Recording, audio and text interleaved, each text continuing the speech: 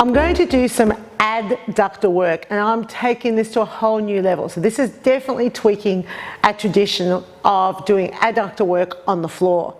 And this is great exercise. So we're working the adductors. We know that for some people, their adductors, when it's connected with their pelvic floor, actually helps with pelvic floor strength.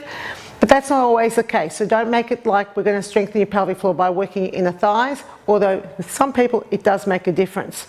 Okay, so lying down on the floor, I'm going to choose to lie down this way and place 1 foot behind, one leg extended. So arm down. I don't really like the head being up here. It's not great for the neck. So head down the arm, and you can also bend that elbow if it's more comfortable. This hand's really important because you need to press this hand into the floor to keep the body rolling forwards so it's not rolling backwards. And that will change the angle of the foot. So, hand on the floor, you're going to lift up the rear leg, so the bottom leg I should say. Checking out that the side of the foot is lifting up and down. If people roll onto their bottom, they will lift their toe up. So it's important to encourage them to roll forwards and press that palm into the floor, or fist, depending on what they feel comfortable with. So lifting the leg up and down. I usually do it quite slow, and I do 2 blocks of it. Where do we go from here? Well, I add the top leg on top. So this I can do a couple of things with. One is I can press the top leg down on top onto my lower leg to create some resistance on the way up, or I can create some resistance on the way down, so pushing down but trying to resist it on the way down, or I could do both. Yes, so I could add resistance in both directions.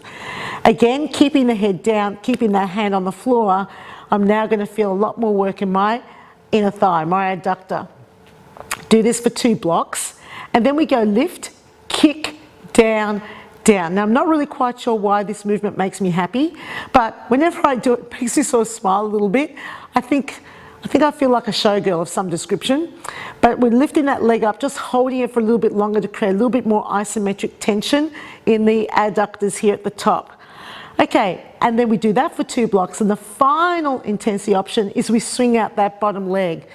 Now again, this is another one of those exercises that puts a great big smile on my face, and usually most people in the class, it's a little unexpected. You don't expect to swing legs around like this in a group fitness class, but it's fun, but it also adds a level of intensity.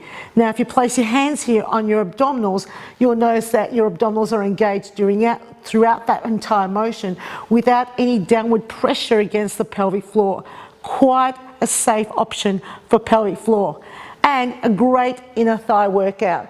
So then of course you then repeat the entire sequence on the opposite side, doing basically 2 blocks of every action there, and people can choose how far they want to go. A little bit of fun, tweaking the traditional with the inner thigh workout.